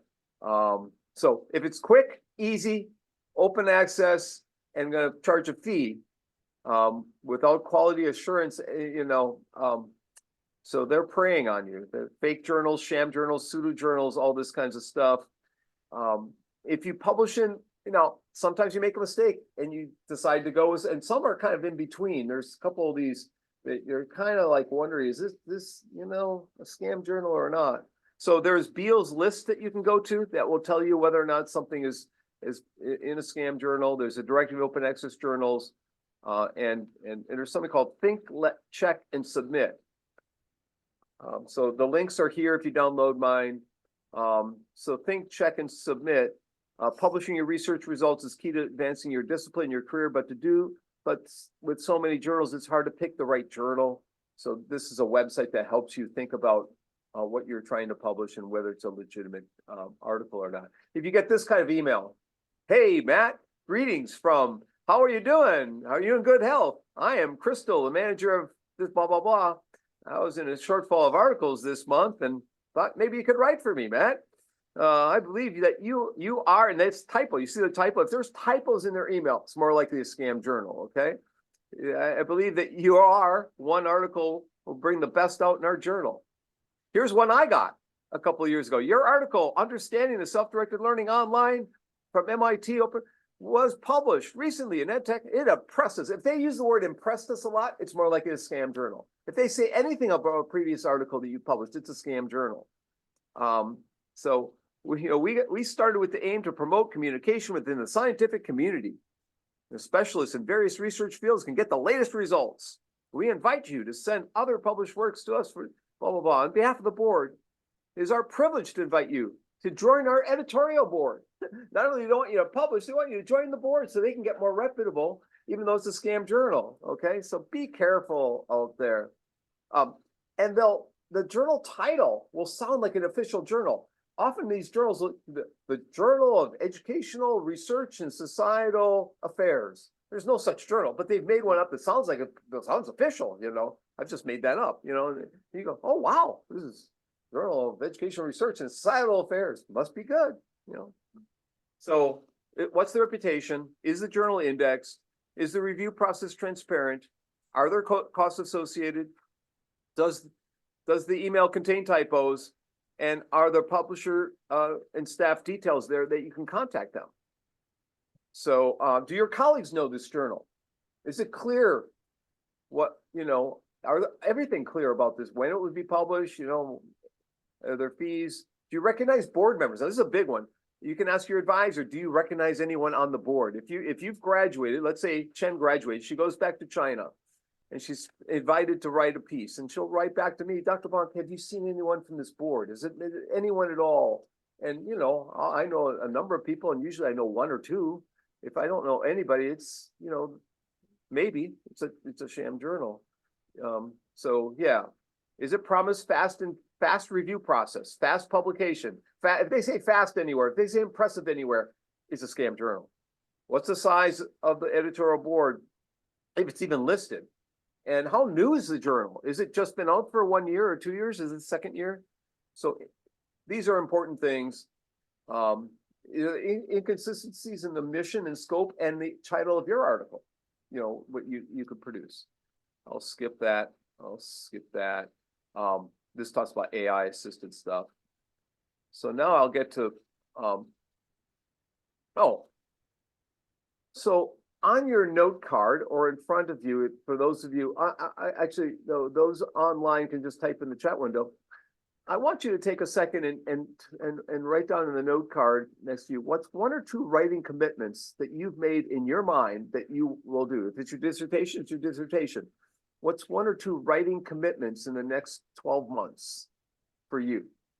For those people online, just type it in the chat. For those people here in the room with me, just put it on the note card.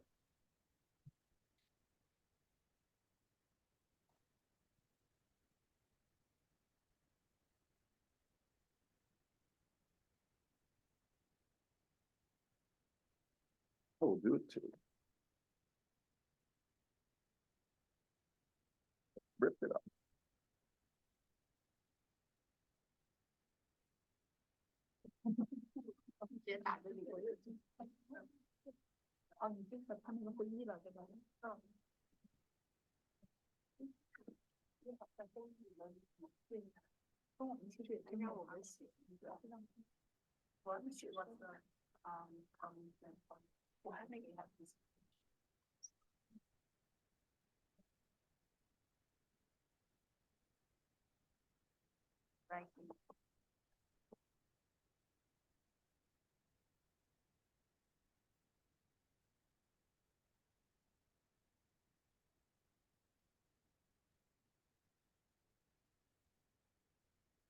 Don't want that commitment.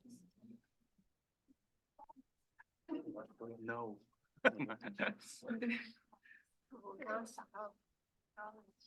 Okay, I see online candidacy paper.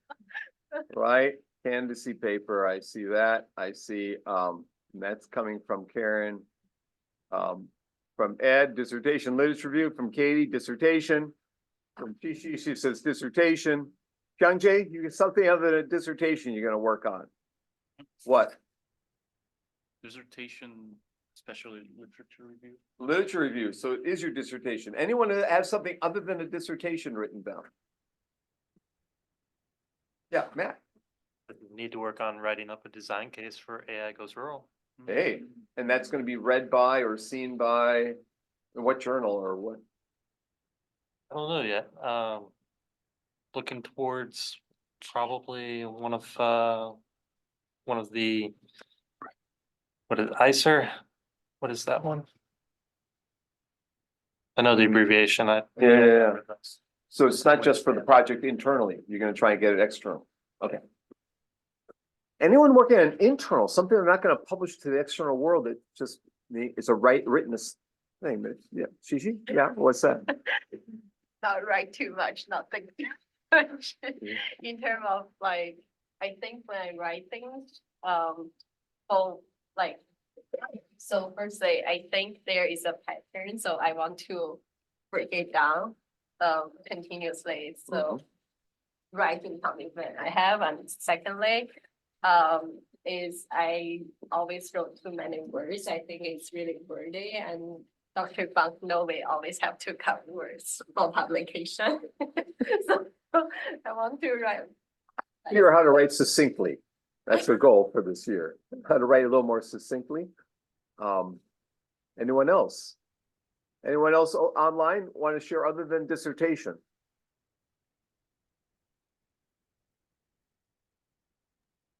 Are you referring to Ed, go ahead. Oh, can you hear me? Yeah.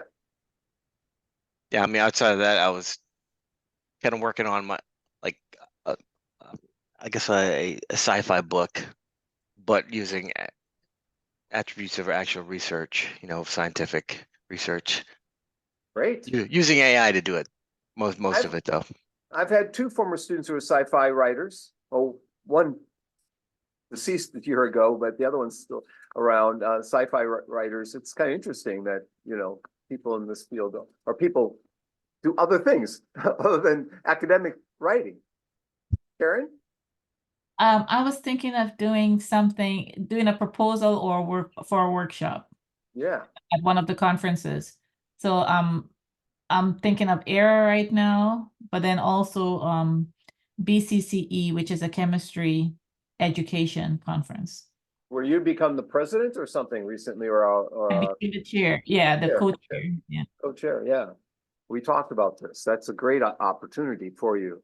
yeah. Anyone else doing something not dissertation related writing?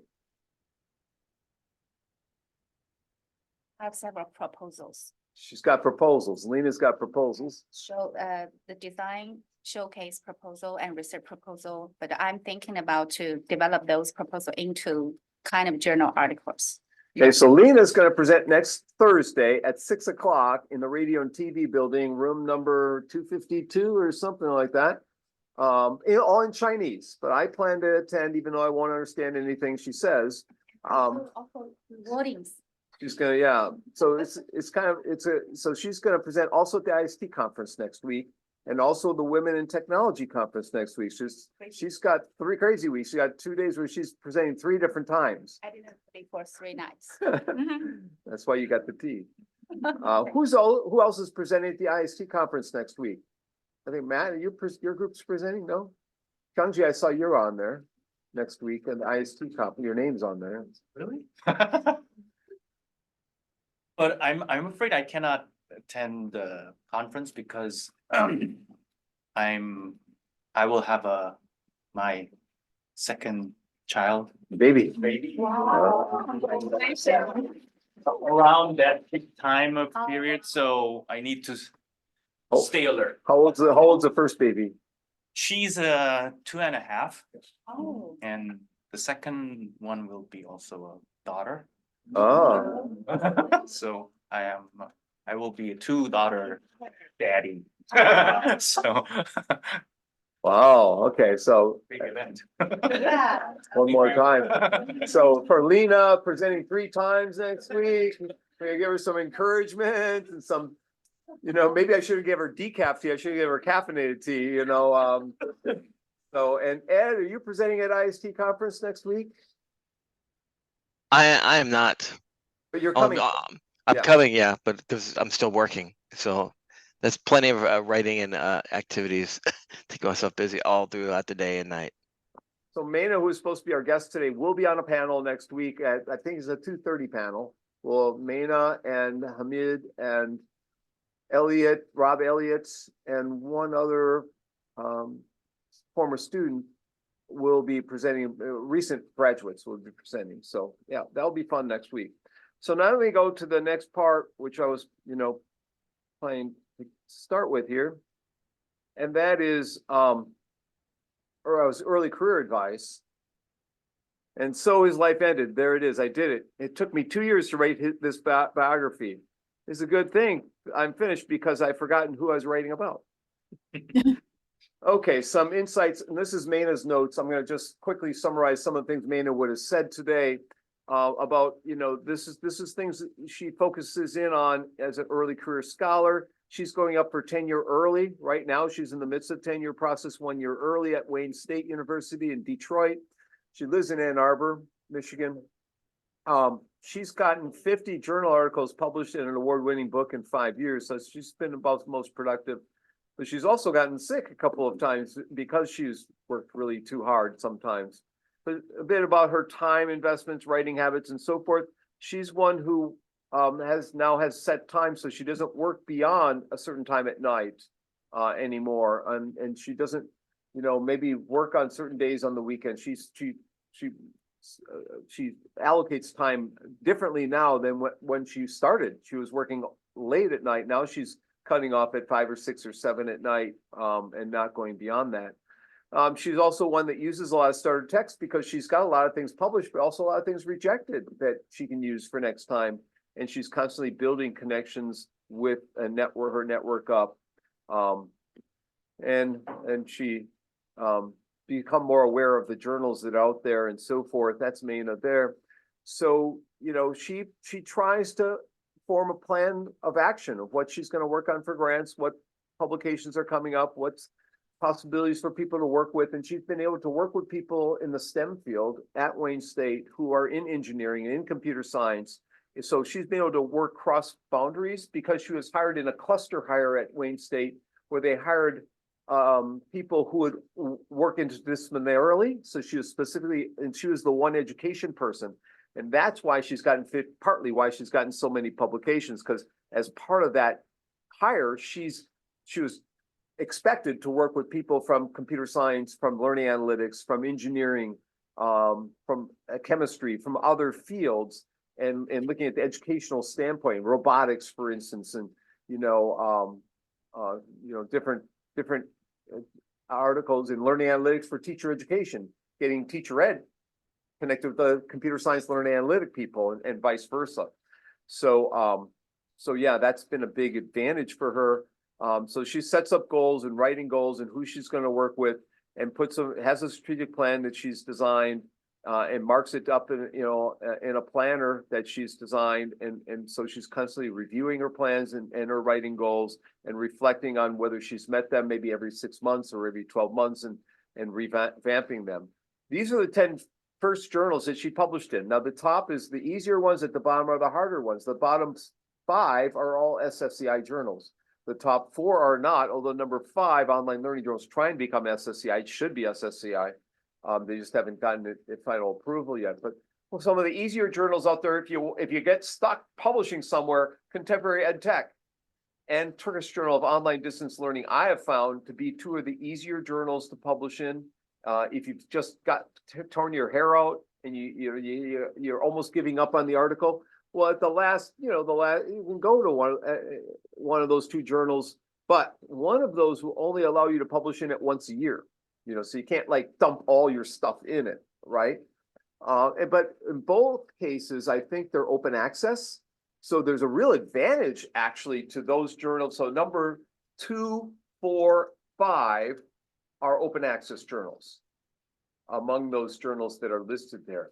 I don't think any of the other ones are open access. Now, sometimes journal articles will pick your article to be open access. They'll just say, of this issue, we're going to make Article 2 open access. And they've done this to me several times in the past couple of years. And sometimes the opening article, sometimes the reflection articles. So some journals like Distance Ed number 6 there, they have reflection pieces in addition to data-driven pieces. They have so people ask, where can I publish my conceptual paper? Well, some of these journals will publish conceptual pieces and they'll say that in the mission and scope. And so Distance Ed does do that, shorter articles like 2,000 word, 3,000 word, not long conceptual pieces. And so, but most of these are data driven, they have to be data driven, but you'll find, and another way to get published is do a book review. Do a book review. They're very simple. And they might not be peer reviewed, but you'll at least get your name out there. They're usually 1,000 word or 1,500 words, very short. But there's something you can share. Get your name out there, and there's something. If you're interested in the book, you're going to read it anyways. Might as well do a book review. Now, Alicia's done a book review of one of my books, and I haven't. We got to talk about that. So she did a brilliant job. I've read her work, but some of you might find that that's a way, a start. But again, these are the first 10 journals, or among the 10 journals that Jane is publishing. And particularly, she's publishing in number 8, Education and Information Technologies. I've not published in, but is highly ranked and a high impact factor. And I think Shishi and I are trying, or as on the list of possibilities for one of ours. The journal of number 9, Journal of Computing in Higher Ed. I know the editor. She's been a guest in this class last year. The problem with that journal, sometimes they have a huge backlog and sometimes a very limited backlog. So number 9, that's something. Number 10, they used to have 5 reviewers of every article and then send it out and you make a different set of 5 reviewers. British Journal is very, very, very hard. I've had 2 or 3, one recently published in a special issue on assessment and online proctoring. It's a hard journal, but it's a good journal, highly reputable, probably one of the most. ETR&D and British Journal are probably number 7, number 10 are the most reputable journals probably in our field. Tech Trends is the most known, and I'm just reviewing a paper now for Tech Trends. They have limited number of words in Tech Trends. I'm currently doing a special issue article for AI and ChatGPT for them. It's a good journal, but it's not always the highest quality. Often the typically the quals questions for EAD students comes from Tech Trends because there are many flaws in Tech Trends articles. They have many limitations, and the limitations normally are because there aren't enough words. The authors can't explain all the context of doing the study. So when you critique the articles in Tech Trends, usually it's not the author's fault, it's not the study, it's a number of words issue, at least from my perspective. ETR&D is the most reputable, oftentimes for ed tech, and people look at it and put it on a high pedestal. I'm going to suggest to you to avoid ETR&D unless you're going to help for a special issue. If you're going to do it for if someone asks you to help on a special issue, ETR, do it, because it's more likely going to get accepted. If once your proposal is accepted, they'll help you get published. ETR&D is scattered in terms of time, the response time. it can be up to a year or more response time to ETR&D. I've had several in ETR&D, it's been a year, it's been a year. And they've gotten published, but to wait that, and then you have to, once they're accepted, it's another year to get published. So while it's the most reputable, it gets a lot of it's a lot of submissions, just inundated with submissions. One that's not on here is internet and higher education. I'm now doing a special issue of the internet and higher education on online learning professional development of teachers. And I just reviewed papers for it last night or last couple of days. That's a good journal, internet and higher education. There's many on here that Mayna's published in that are not listed. She's published in internet and higher ed. Distance ed, she's on the review board. She's published many in distance ed. I'm on the review board. I know the editor. Oftentimes he does what's called desk rejections. Once he reads it, if he doesn't like it, he won't even send it for reviewers. So in a week it's even going to get reviewed. Shishi and I submitted something in computers in ed this week. Desk rejected right away. That's a good thing because we found out it didn't waste time taking on and on. Whereas ed tech is research and development. It might not get desk rejected, but it get rejected 10 months later. And so that's a problem. Right? So distance ed seems to be a faster. Computers in ed, I've never published in it, but it's a highly reputable, but at least it tells you it's desk rejected right away. So those are a couple of little tips and advices. If you want advice on any article you're going to publish, just send me a note. I've got a listing of 100 journals. I'll say, here, you might think about this journal and that journal. And if you go to my homepage under resources, I've got a list of ed tech journals. It just says resources. And then think about your writing collaborators, as she said, who you might be writing with. And she's collaborated with a bunch of people. I've just done a summary of my career. I've collaborated with 203 different people. 103 of them are graduate students. 25 of them were advisees. So I try and collaborate on many of my publications, but I've got 400 and some publications. So 203 collaborators across those. And think about, so Mayna's constantly getting professional development. In the summers, she's taking MOOCs on learning analytics, machine learning, all sorts of topics. And so she's continuing to learn or going to, so oftentimes University of Michigan or North Carolina State have summer institutes on meta-analyses or how to do a systematic review or machine coding, all these topics. But you can take some of these online, you can go face-to-face, you can take a MOOC. So she's constantly getting professional development and then thinking about the new directions of her research. I think I'll skip this. I'm going to go beyond this. I want to give some senior advice and just say, first of all, sometimes you're in the midst of a hot streak. And let me, on this machine, I see we got, I'm going to try and pull this over to the side here and get this out of the way a little bit. That better for everyone? Sorry, that was blocking everyone. So sometimes there's a hot streak. So I'll talk about the hot streak, but you build your own hot streak through grit and determination. Number one, and here's the most important thing on the list. Don't get too upset about rejection. Get upset for a day. We all do, or 10 hours. But beyond a day, then just move on and revise the paper. We all get disappointed. It takes a year to get reviewed and then we get rejected, right? But grit and determination. One of my advisors said he used to get said he never resubmitted. But once he started resubmitting, everything got published. So number one thing you can do is revise and resubmit. If there's an opening, if there's a possibility of revising and resubmitting, do it, especially if it doesn't take much time. Focus on today, what you can do today or this week. Focus on the now. And then, work on things. Don't work on 12 different articles at one time. Work on 1 or 2 or 3 articles, one thing at a time, 2 things at a time, 3. That's fine. But beyond 3 different research projects, it's going to be overwhelming for you. But typically, I can only work on 1 paper at a time, work on 1 paper at a time. And then Shishi's really good at assembling the best team. She always has great people. And I'll just pause here for a second and let you talk about that. How do you get such teams working with you on and describe your teams?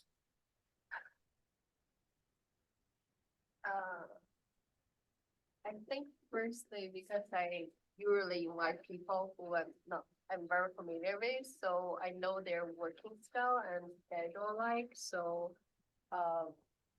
yeah, so, on the other hand is because we have very strong personal connections, so we can be really honest and really direct with each other to say like, for example, with Carrie, when Xiaoying just joined my team, she was like so scared because I and Carrie would talk about code like fighting with each other because I insist, oh, this one should code in this way, and the other Carrie said, oh, it should be like that way. So we have to kind of debate and persuade each other. So that's the same in writing. So we will try to say, oh, maybe I think this is a better logic, and she probably heard different ideas, so we Right. just talk about that. So they have intersubjectivity and mutual knowledge based on prior history. So when you get a new person in the team who doesn't recognize that they're debating it, but they've had that experience in the past. So, you know, yeah, go ahead. Comment. Yeah, go ahead. Yeah, I agree that she's good at, make the team working, because I'm one of the person who was encouraged by Zixi to be the volunteer and also send proposals for the IST conference. Yeah, that's my comment. Yeah, so she's good with organizing. As a graduate student, it's difficult to find the time to organize teams because there's so many other things to do and accomplish. But it's really good to figure out what kinds of people, there's 7 billion people in the world, 8 billion. You're only I've worked with 203 people, right? I've published with. So you don't have to work with all 7 billion people on the planet. Find the 10 people that you resonate with. They have mesh your personality. So positive, I find positive and productive, P squared is what I call them, P squared people. Find the positive people out there. People who just complain all the time. You don't need to work with them. There's so many other. So one thing at a time. Assemble the best team on the partners. Have clear roles. Who's going to do the literature review? Who's going to do the method? Who's going to do the conclusions? Find a comfortable writing space. We're meeting in this room because it's comfortable. This is a nice room. It's a comfortable room once the technology works. Intense and relaxed planning. Writing on any article involves both. Sometimes it's really intense. We get to the deadline like Lena does in preparing her speech. It might be more intense. But then, there are times it's more relaxed and reflective after it's done and reflection on it. I put in here, set bold and audacious goals.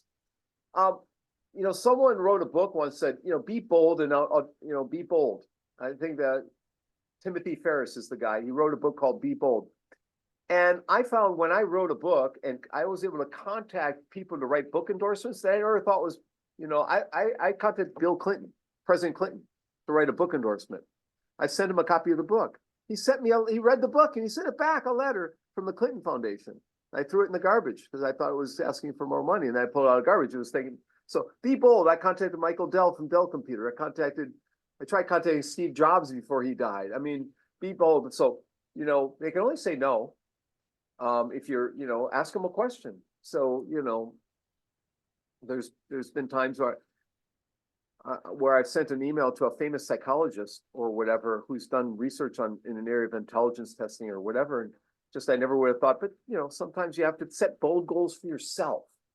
So she sets bold goals in terms of publishing and writing that seem impossible. But if the goals aren't there, if you don't set them, you'll never meet them because you haven't set the goals. Revel in the good luck. Don't sulk in the bad luck. Don't cry too much. You get frustrated. You can cry a little bit. Commiserate with your friends over dinner or breakfast, but not for a week, not for a month. For a short time, it's okay. And celebrate any successes that you've had along the way. Plan out your schedule. And now I plan my schedule. I bought 6 calendars. Okay. I didn't buy one calendar for this year. I bought 6 wall calendars. I got each calendar as a different month of the next 6 months on it. I got last month. So I actually have 7 calendars now. I have last month of this month. I've all the way through what is this month. February is March, April, May, June, July. I've got on my wall. And I know what I'm going to be working on every month. And so that plans it out. It plans in my head. So, and I have my pocket planner in my pocket at all times, right here. So it tells me what I'm going to be working on my pocket calendar.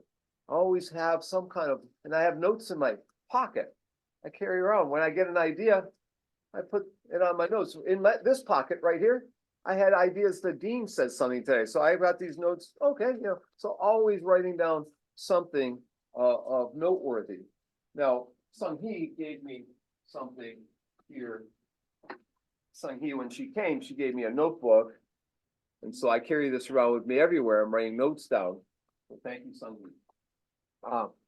So, have some place where you're recording thought. It could be a digital, it could be a physical, it could be both physical and digital. And then reflect on your progress. Constantly track your progress.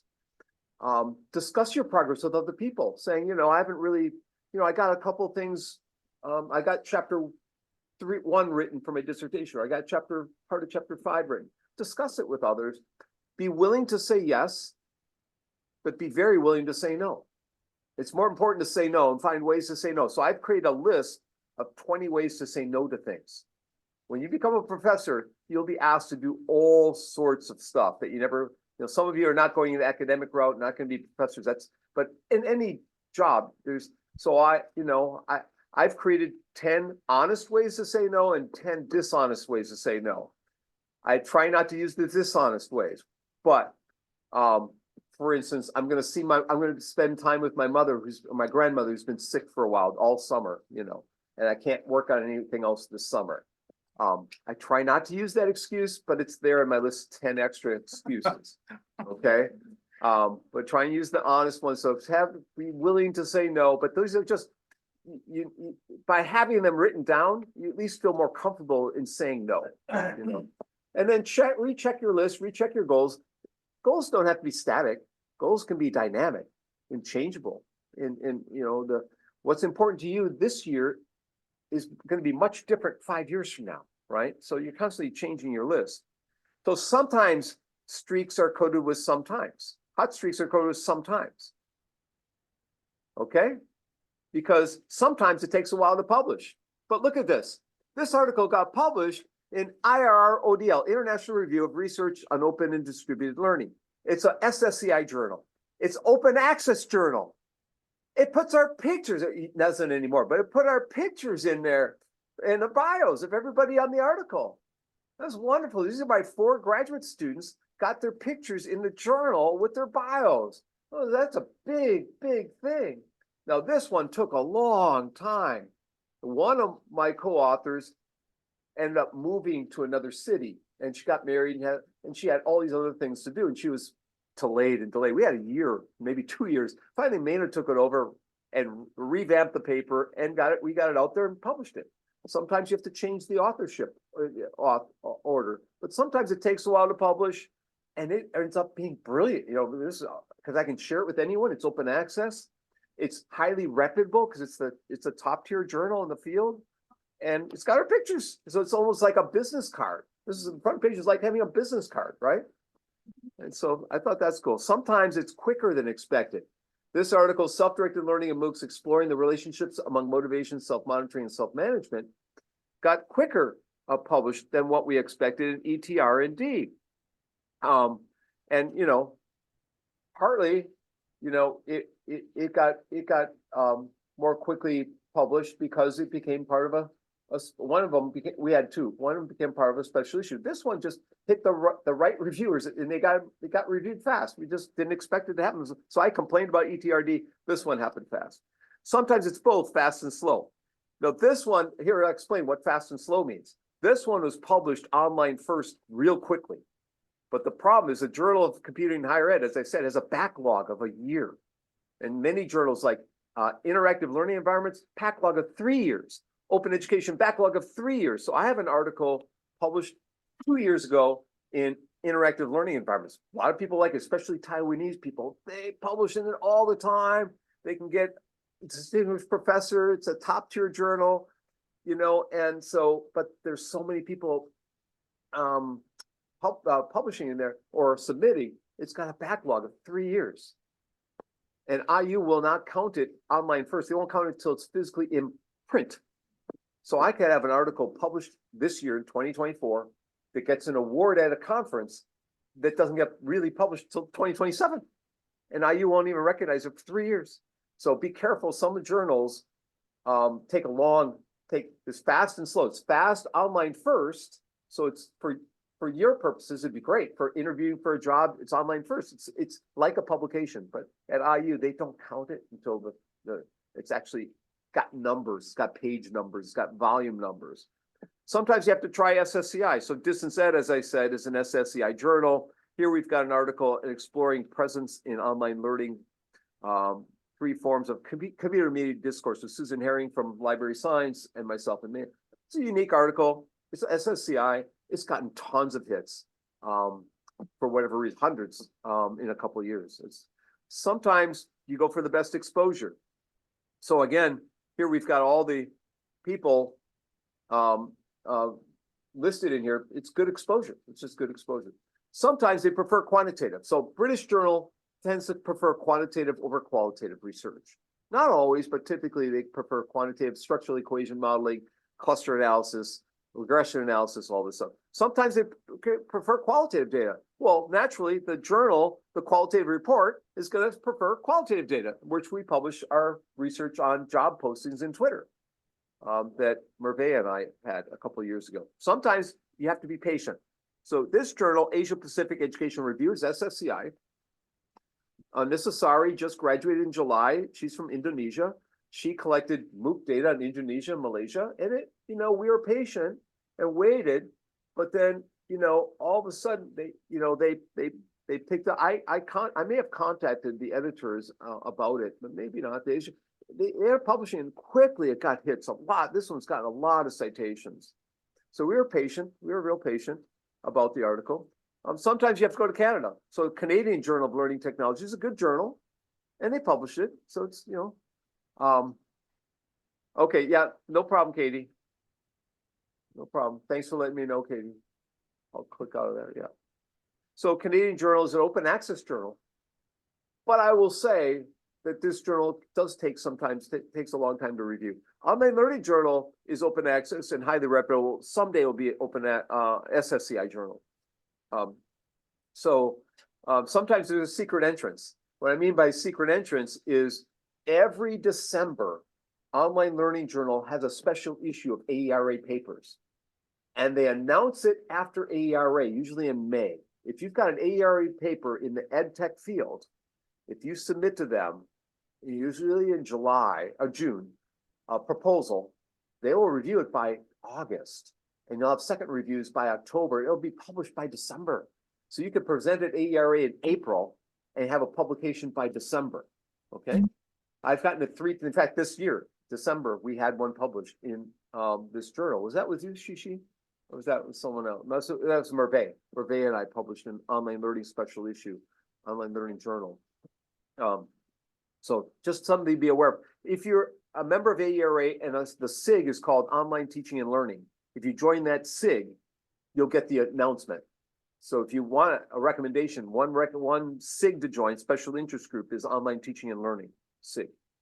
Sometimes you have to contact the editor. So this journal, an Asia Pacific Journal of Education, was sitting. And so I finally contacted the editor. There's 2 editors and 1 lead editor. I contacted one of the people in Singapore. I said, well, this has been in review for 9 months or 10 months or a year.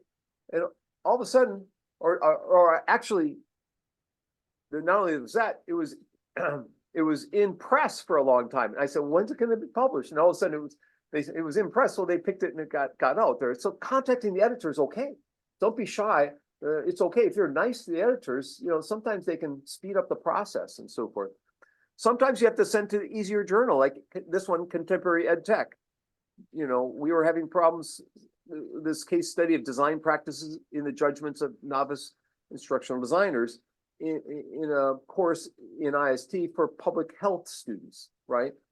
And it's a great article. I loved it, but we just couldn't find the right outlet. So Contemporary Ed Tech. Sometimes you're just selected. So sometimes there's a conference, like my friend Sanjaya Mishra runs this conference for the Commonwealth of Learning conference and for open education people. And they selected our article as one of the best papers. And they said, could you submit it for the special issue of the conference is going to do? So sometimes you're selected for the journal, in this case, Journal of Learning for Development. The Journal of Learning for Development, if you do work in the developing world, Global South, It's open access. It's a great journal to be in. It's not a top tier journal, however. So there we are at the conference and all the people. The guy there is Sam Nadu. That's the editor of, and the bottom there, that's the editor of Distance Ed. And these are different editors with me here. Yeah, different people from the conference. The guy in the middle there in the bottom next to me, that's Sugata Mitra. And Sugata Mitra developed what's called the Hole in the Wall project in India, where the kids in the slums of India were sharing with each other how to use technology. And taught each other to use technology. He had no teachers, the kids taught each other. He also created the Granny Cam, had grandmothers from the UK taking an hour of their time to teach kids in India and all that. And he's created the SOUL, self-organized learning environments for, so he's a pretty famous guy. The guy to the other side of me, my arms around, that's Mark Prensky. And Mark Prensky's famous for digital natives and digital immigrants theory or ideas. You may have heard digital immigrant, digital natives. The guy in the far right, left or whatever, with the blue shirt, that's Sir John Daniel. Sir John Daniel ran the Open U in the UK, which was one of the more prominent open universities in the world, and written many books about mega universities and mega trends and all that. He's a pretty smart guy. It's a very smart guy. Yeah. So some folks there that were at this conference is called it's PCF9. I'm trying to think of. Asia, well, no, I'll try and think of the exact wording, but it's an open education conference that they go to. The woman above is from Sri Lanka doing work on open access stuff. So sometimes you're invited. Sometimes you try Tech Trends. If nothing else, just go to Tech Trends. They'll take it. No, I'm just kidding. So sometimes you do go to Tech Trends. I mean, sometimes you're part of a bigger project. Sometimes you don't know who's on the team. You get invited to help the team. I've been invited to Beijing Normal and helped with 3 different articles with folks at Beijing or folks in Turkey and all that. And that's okay. Do help once in a while. You don't always want to go to someone else, as I said, other people's projects, but once in a while is okay. Sometimes they get published at the last minute. This article was in press. And I'm like, oh my God, it's December 31st and didn't get published. They published this at like 10 at night on December 31st. In 2021 or whenever it was, and I got, an article published in 2021. Just, you never know. You never know. Sometimes your data just fits the issue. That we have one in the Journal of Computer Assisted Learning, top journal, JCEL. Just the data fit what they were looking for in that special issue, right? And so you just got to look at all the special issues that are announced, and you might have data collected that fits it. Sometimes you make a suggestion. So we edited the special issue of ETR&D, and we told the editors, it'd be really nice if we wrote a beginning and ending, a preface and a conclusion. And it'd be really nice if you made that free and open. So the editors agreed to it. ETR&D is a very expensive journal. To buy that whole issue is like $200, okay? We got, not only did we get them to make the first article and last article free, which is the preface and the conclusion, we get them to give us a whole bunch of copies of this at a discounted price. So sometimes you just have to ask the editors, you have to make a suggestion, and so I bought 100 copies of the journal and gave them away for $15 a piece instead of $200 a piece, right? And they made money on it. Sometimes the papers expect, here's a problem. Sometimes you go to a conference, okay, Kyunji, you're going to be invited to Korea and go to the KSET. Korea Society of Ed Tech wants you to present. Are you going to say yes to KSET? Yes, you're going to say yes. But do you know when you go to KSET, you have to write a paper for your keynote, your invited talk. It's not just going to Korea and giving your invited talk. You now have to spend a week or 2 doing a paper. They want the paper. People in Asia, East Asia, where were we a paper? I'm like, no one told me I had to write a paper. It's like 2 weeks before the conference. I'm like going crazy. I got to write a paper? No. So make an agreement, form an agreement with people who invite you. What's the requirement? What's expected? Get that in writing. And I'll tell you, every time you're invited to give a talk, there's a different thing that comes up that you didn't expect.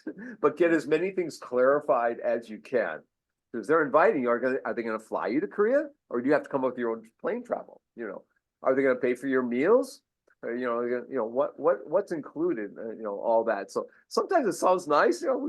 Sometimes just as well say yes, but I'll do it online. Not go. So I'm gonna skip over this and just talk about, writing space for the last couple of minutes in here. Maybe I'll come back to it next time, but here's a little quote. Those years in Paris were among the finest in her life. Looking back, she remarked, those years in Paris were among the finest in my life. That was what she said when she looked back and upon all those years in Paris, where she spent some of the finest years of her life. I think this is going to need a little bit of editing. Very mumbo jumbo. The compost method. A lot of crap might get in your paper in the first draft, and eventually you gotta refine it. And that's okay. We all have kind of second tier thoughts. I mean, really, ideas that aren't well connected to one another, but getting them on paper. This is Mayna's writing space.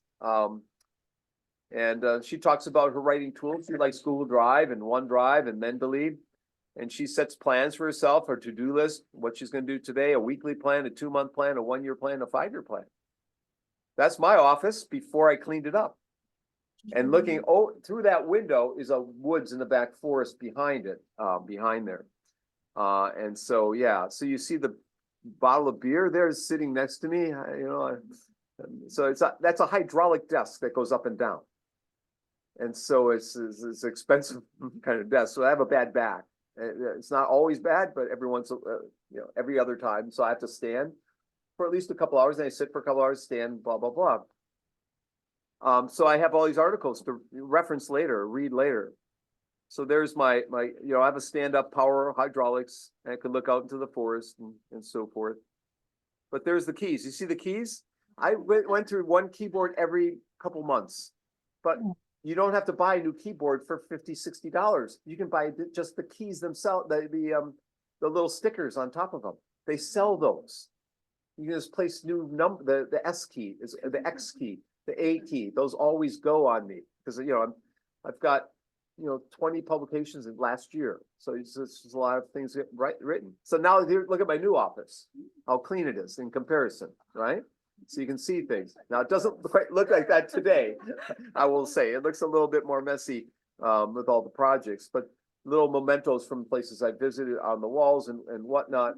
And they're looking out to the field behind me. So people ask why I don't use my office at IU. I have a forest in the back just to, meditate and so forth. And look at the calendars. See the calendars?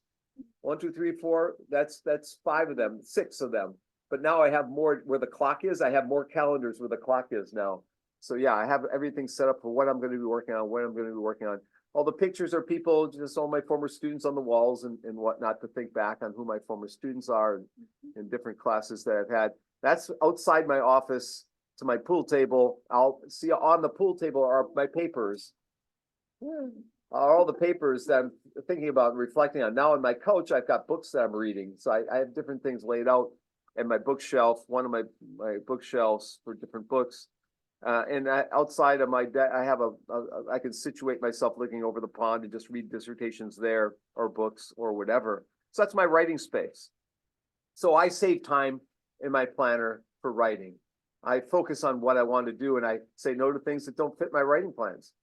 I take notes in my Dalai Lama daily calendar quotes or whatever. I have a calendar that I produced on thoughts on a 365 calendar on leadership, learning, and life. I write on the calendars. I look at articles on my CV. I have articles in review, in revision, in press. I constantly look at what's in review, what's coming up for review. I constantly monitor. So I know I wrote the sheet this way. So what are the 2 articles we have coming out, or what are the next 2? So I can kind of think in my brain all this. And now I've created a career dossier. I just finished updating my career dossier. You can get that off my homepage. It lists all the publications recently, all my collaborators, all my top articles cited. So I put my goals in my annual report. I think about my goals and my writing goals and so forth. I have a file on my desktop called work. A work file for February, for January, for March, for April. And so every project I worked on in February is in that work file. So I know exactly what I worked on every month of the year for the last 20 years. I can go back to every month what I've been working on. I take screenshots of articles I find interesting with the dates. I put the dates on there. I put the URL. I put a screenshot of the article, and then I go back. It's all a PowerPoint slide deck of 1,000 articles in PowerPoint. And when I asked to give a talk in Korea at KSET, I review all the articles I have read and what can I include in that talk I'm doing? What can I include in the article?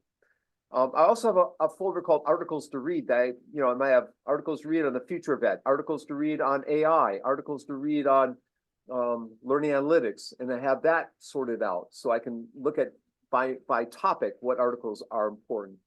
I listen to audiobooks constantly or podcast shows to learn new information. My professional development happens in my car or it happens on the when I run. I often don't have time for going to a professional development thing, so I do it through audio. I watch movies, not many. I haven't seen a movie in 4 years, but when I do, I look for teaching in the movie and learning in the movie. I try and analyze them. I save every document twice. I save it as regular name for, and I go -B, or I say time, date, stamp things as February 23rd at 10 a.m. as she knows, February 23rd at 5 p.m. So we stamp it and we know who's got the last version. I save a draft of the document and I send it to my email when I go to bed. So I know if my computer fries, my hard disk crashes, it's in my email. I haven't lost anything. I ask my friends to read papers 2 or 3 times and give me feedback. Friends are probably the most valuable thing that you can do is just send it to someone else and have them proof it and have them look at it. I save everything published by year. So if Sung Hee goes back to Korea and says, I want to get the article that you wrote on this or that, and here's, can you send me a copy? And I have everything's indexed by year, and I can go to that year's folder, pull it out. Here you can have, and here you want this other stuff, and constantly I'm using that constantly. So as you start publishing, you want to index everything early in your career by year so that it doesn't get confusing. You want to make a PDF of every article you publish. And I keep drafts of articles in special files. So I might have February, what I'm working on, what's published, and then and I could show you that if I go to my homepage and show you that. Maybe we're at 3:30. I think we've done enough for today. I'll save some of these other tips for next time, and we can go to those for next time. But yeah, I have more writing tips. But again, I think you've gotten a lot from today's session, or I hope you did. We won't meet. So we won't meet in this room again. But what I might do is have these other tips I didn't get to. May have another session at some point and go through them with you. Maybe in that Friday after spring break, possibly. I think that's what I might do. We're not going to meet in here Friday after spring break.